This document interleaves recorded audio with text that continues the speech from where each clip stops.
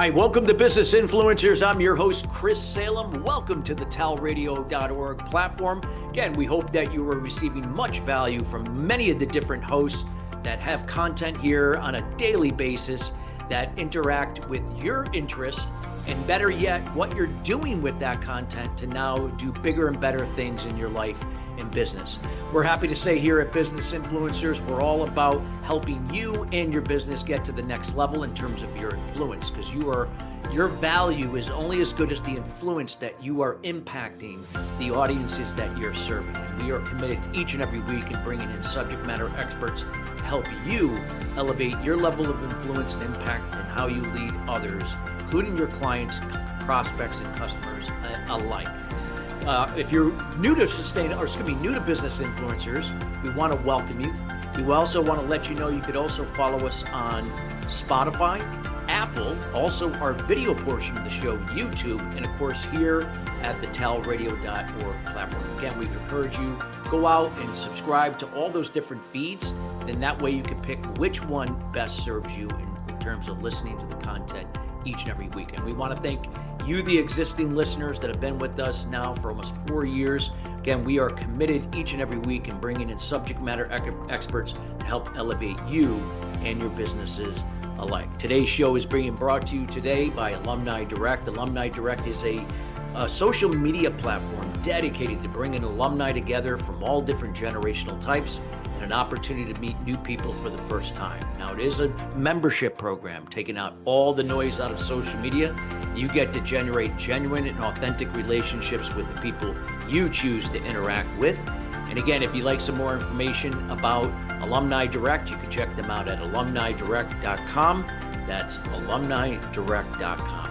Well, we got a great show for you today. I am so happy to have this guest on today. Her name is Maria DeLorenzis Reyes, and she is a she is a CEO and founder of Training, Innovations, and NDP Brands. She has transformed over 1,600 companies across 8 sectors, delivered over 5,800 presentations, and trained over 200,000 plus people. She speaks on about rebel leadership through the lens of hospitality when it comes to belonging and high performance. And she is also the creator and host of Finding the Upside podcast and TV series.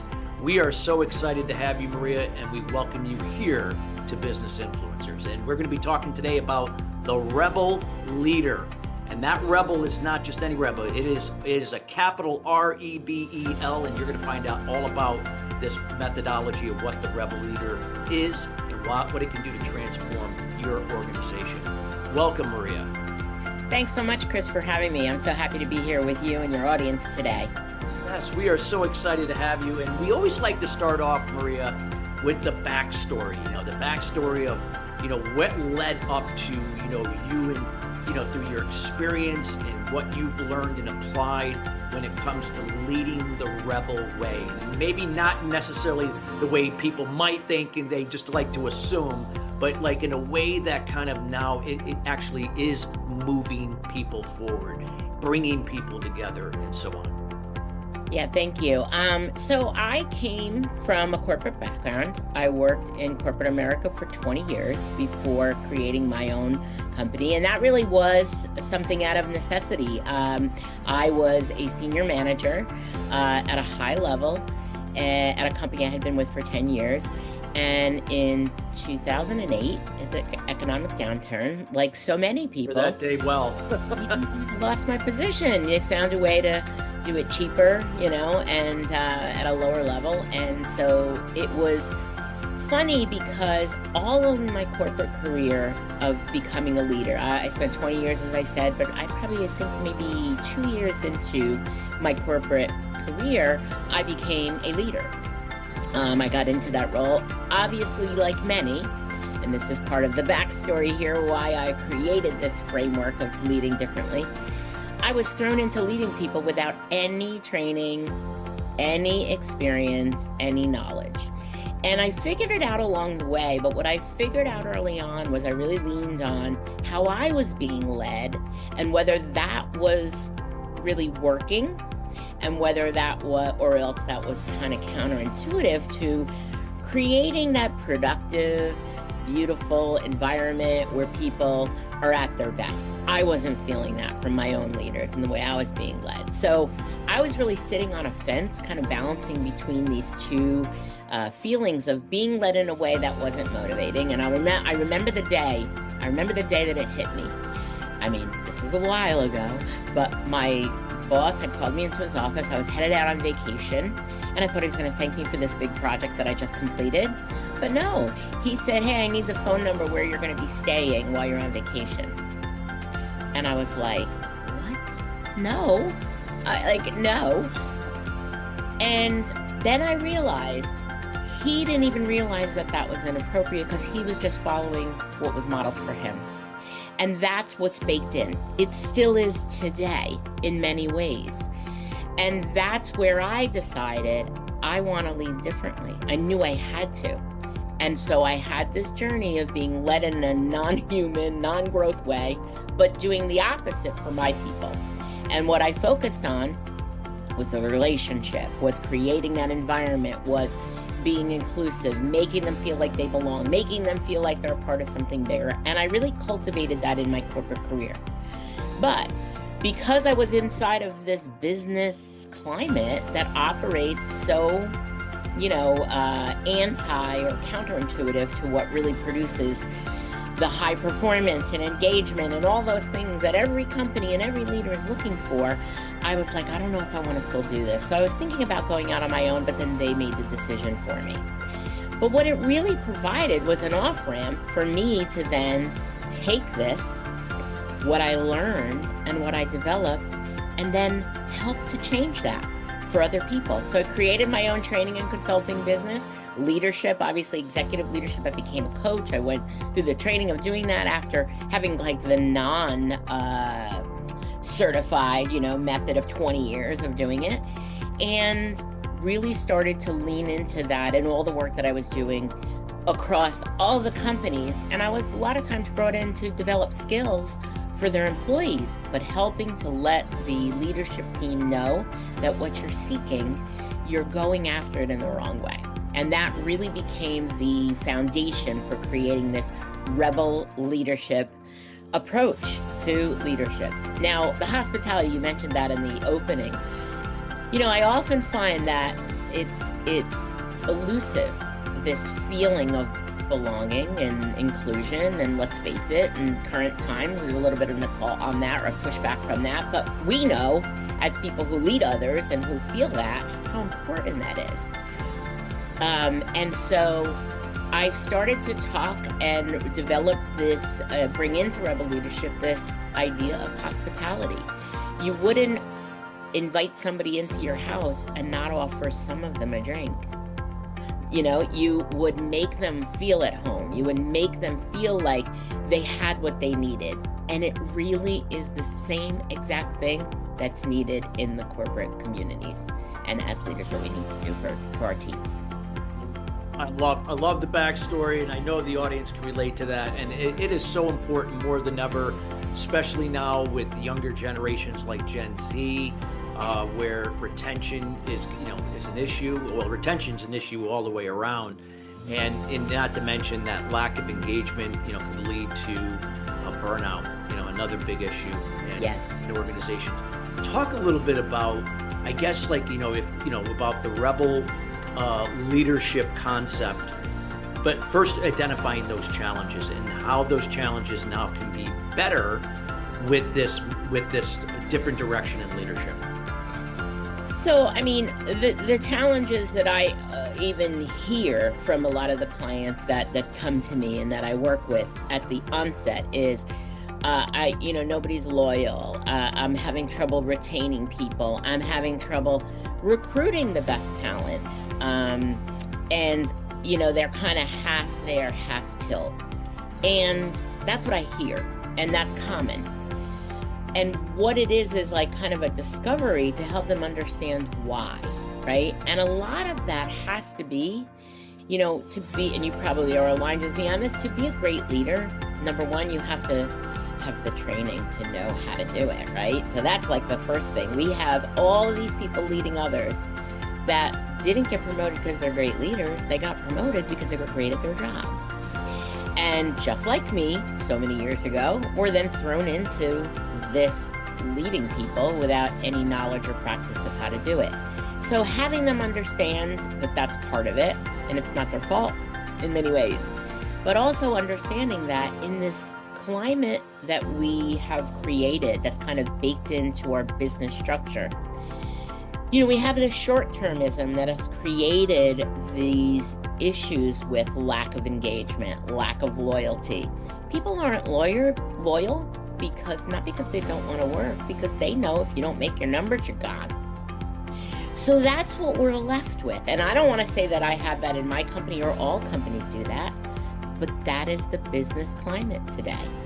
And when you talk about Gen Z and even millennials, what did they see? They saw their parents get let go from their jobs. Yeah. Just like my Gen Z saw me let go from my job because they needed to cut costs. And now with all of the things that are necessary in business with investment and many times private equity, we have this cost cutting to the tune of all these short-sighted decisions that end up impacting the long-term effort. So flipping all that on its head is, why do people stay loyal? It's pretty basic, because they feel like you care about them and you have their best interests and they feel like they belong. There was a metric that I've talked about. 52% of people say that they left their job because they felt like they didn't fit in. And fitting in is not what we want. We want to feel like we belong. Yeah. What are people striving for? They want to feel like they're part of a community, that they're part of something bigger, that their efforts are creating something that they're proud to create. The only way you can do that in its simplest forms is creating a connection that focuses on instilling that. Not pizza parties and the culture and the things that people try to do. That's nice.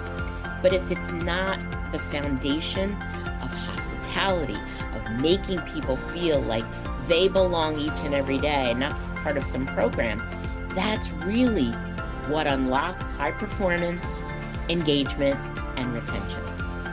Yeah, so true. I love it. And so, like you said, you have to belong. Like, people have to feel like they're valued, and not just to be valued, but that their strengths have been acknowledged. Their strengths Yes. are being utilized. Doesn't mean their ideas always have to be used, but they were at least considered. That type of thing. People walk away from just like you said, not feeling like they belong. They don't leave because they felt like they do belong. And sometimes they may stay even if they have a slightly better opportunity somewhere else, but just knowing this is a better place to be.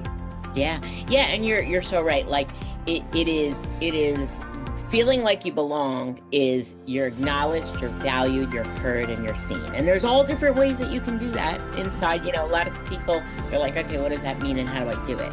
Well, it means hearing everybody. It means giving everybody the opportunity to grow. It means getting the support, being able to make mistakes and learn from them, right? Instead of, oh my God, I had a story where a leader said to me, I realized part of my error in that when there was a big mistake, I flipped out.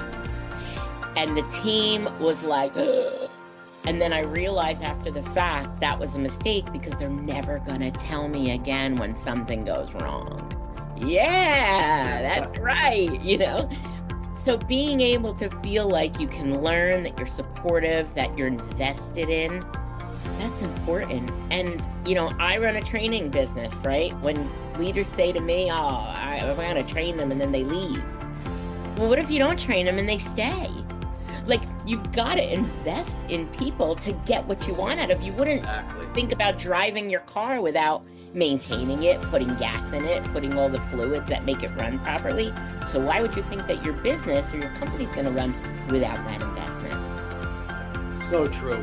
Like you said, I can understand sometimes stakeholders and, publicly traded companies have to have the metrics immediately. It's all about, right now. But if you don't invest in your people and just like you invest in your resources, well, guess what? You're going to have a turnstile. And those long-term numbers are not going to be there. You're always going to be now reacting to situations and, these changes in the guard, so to speak, rather than now being proactive. I love that. Yeah. What can you share with the audience, like some, with the leaders listening right now? What are some things that you often advocate to them in terms of the rebel process? I think it's really one of the things that I think is critical is it really is so simple. It's harder to do, but it's simple when you think about it, is if you put yourself in the position of what's the best work environment for me? How do I like to be led? I guarantee you will quickly identify some things that you might be doing. And I don't blame some people because it's not their fault because it's baked into this culture we have. So many times against their better judgment, they're just following what was modeled, and this, bad example gets replicated, and they're doing the same things that if they thought about it for a minute, they're like, oh, I wouldn't like that if that were me on the receiving end of it. So think about that. What's the best leader you ever had, and what do they do?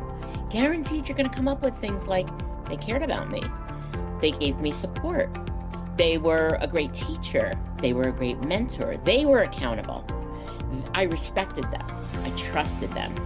And then think about really honestly if you are able to say that you embody those qualities. And what I mean is, you can't just say it, right? You gotta can't say, okay, I value honesty, I value accountability, but then you're never accountable, right? Like you said, yeah, words don't, actions, attitude, how you respond versus react, and your Correct. behavior have to support what you say. That's right. And so thinking about all of those things that you think are important for your best leader, your example, who you're aspiring to be, right? Or who you have. A lot of people say, well, I didn't have one great leader. If I could take a little bit of all of them and put it all together, it would be perfect. Great, that's fine, because now you're going to identify the characteristics, but how did they demonstrate that they had those characteristics? What behavior and action do you take that shows you're accountable? Do you take credit when it's good or bad? Do you take responsibility for those things? Are you trustworthy, right? Are you trustworthy? Do people trust you? And how do you embody that? How do you demonstrate that? Are you a teacher? Are you a supporter? Or are you on the punitive side of just, I'm going to follow a typical business model and I'm just going to write that person up?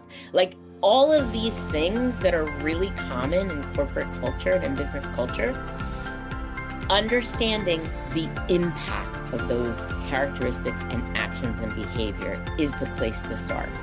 And when they've identified that, then they can start to see the changes that they might need to make. And it's, it can be daunting because you might realize, in some of the leadership training that I do, we do this exact exercise where I put them in the seat of your best leader, right? And all of the things, what are the characteristics? And then I slowly say to them, these are your words. Now it's your job to turn the mirror back on you and ask if you have these. And the room is usually very silent then, But go a step further. How do you demonstrate that you live up to these? So that's the place to start. I know a lot of leaders have said to me, I have to develop myself. Yes. Be the example. Yes. Develop yourself, Leadership is an art, and it's in order to be a great leader. And again, I say rebel leadership because it's not common practice in most companies. Yeah, there's some companies that have leadership development programs, but are the rewards that are being handed out for that stellar leadership model, the people who are investing in developing themselves and are students of leadership to ensure that they are self-aware and challenging themselves to be a better leader, to be responsible for the people that are in their care. That's the other thing. It's people are in your care. You impact their lives. So understanding that is a great responsibility, but it's also it's a gift. Oh, it truly is.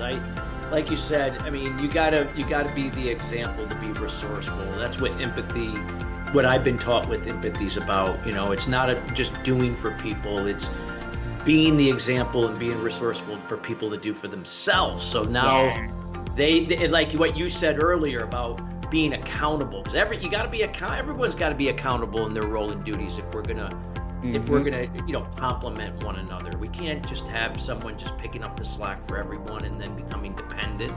That doesn't build a unified, cohesive workplace. Yeah, and you know what? Like the other thing, I like to say this often, it's not your fault. Like we have in this culture that we have, and before anybody gets crazy, like I support capitalism 100%, but we have gotten to this point where we are making short-sighted decisions that do not end up creating a sustainable company. We don't want to win for today, just today, or 3 years from now. We want to create a company that's going to live on and be sustainable and continue to grow.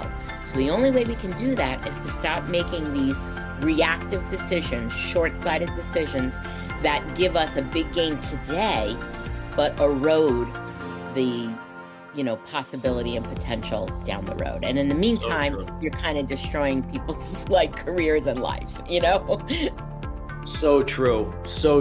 No, I love what you shared here, Maria. This is such valuable insights. And what would you the leaders now, you gave kind of like a blueprint for them. It's got to start with you. In this case, because people model what they observe and others. Does it have to start at the top, with the C-suite? I mean, ultimately, that would be the best situation, but it doesn't necessarily mean that happens. So can it start at whatever level you're at? Yeah, that's a great question. I'm so happy you asked me that. Obviously, it would be great if we could make those changes from the top down. And many times when I go into an organization and it doesn't include C-suite, I make that point because some of the middle managers or, one level down from C-suite, but they're still leading people, kind of push back on that. And sometimes even, just the frontline employees. What I would say is leadership has nothing to do with a title. It's about behavior. So can you push up from the middle? Yeah. And quite frankly, any change, no matter what we're talking about in society, in companies, can happen from the pressure that builds from the middle out and up.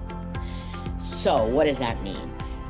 Being able to demonstrate and model wherever level you are at, or even if you are not a quote-unquote leader with a title, it's taking care of people to the left and right of you, acting like a leader, standing up and asking, what does everybody think? Being that inclusive person, creating that hospitable culture to make people feel like they belong. That can completely change in one capsule of the organization. And then the way behavior changes is the model we have here, if behavior is outside of that, people don't want to jump here. So it's creating more of this new model where people go, oh, things are changing. I got to get over here. And so that absolutely can be done. I've seen it happen. I did it in my own leadership, approach in that corporate culture with still some of the dysfunction at the higher levels. And the proof is in the results. The results that you end up getting because of the way it feels, and then teams are energized, teams are working better, teams are committed, more loyal. You don't have the turnaround that other departments might. That can start to really impact inside of the organization and spread. And that's my mission, is inspiring more leaders to lead differently in this way and change this world of work forever. Love it. I wish this show was an hour because I know there's so much more that you could share wisdom with us. We'll definitely have you back on another show for here. I want to personally thank you for taking the time out of your schedule to be with us here at the business influencers with Touch of Life Foundation and all the rest of the team here at the Touch of Life Foundation. I want to make sure the listeners get to know you. What is the best way they can get in contact with you? Anything that you're up to or like to share with them? Well, absolutely, you can find me on socials, mainly Instagram. I'm the Maria DR, and also on LinkedIn. You can find me there, and if you have show notes or something, maybe that I can give you those links to provide. But also, I have on both of those social platforms links to my website, which have all types of things that you can look at, what I'm up to in terms of speaking, where I'm speaking, other talks that I've done, my podcast, which I talk about a lot of these topics there as well, and the TV show. As well as I have a Rebel Leadership Assessment that's on my Instagram page. There's a link to it.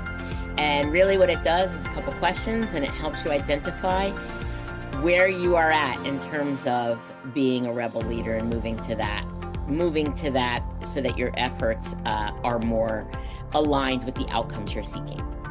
Wow, thank you. And again, listeners, we highly encourage you to reach out and connect with Maria on Instagram. The other profiles that she had mentioned, we'll also have that in the show notes as well. And for any reason, again, you can't find it because it'll be in the notes, but if for any reason, you could also reach out to us and we'll make sure to connect you with Maria directly. So Maria, thank you again for being here with us. Thank you so much, Chris, for having me. And I'm so happy to have spent this time with your audience and you. Thank you. Thank you. And listeners, we want to thank you each and every week joining us here at Business Influencers. Again, we are committed to your success and raising your level of influence. If you have any questions about in terms of future content that you'd like to see on the show, feel free to reach out to our team here at chris@christophersalem.com. Till then, everybody, have a great rest of your week, and we'll see you here next week, same time. Take care.